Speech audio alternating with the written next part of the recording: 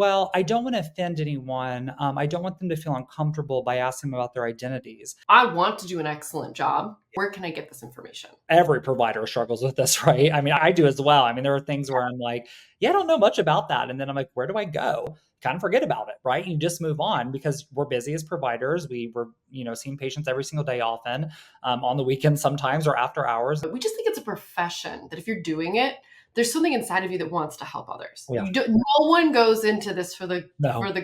They just I see this a lot. I see this for all providers, right?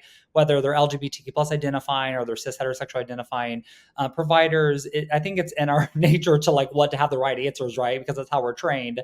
But then you get into the workforce of the world and you realize no one is textbook anymore, right? So we never have the right answers, but we make it work. And so it's interesting that we don't translate that into people and their identities.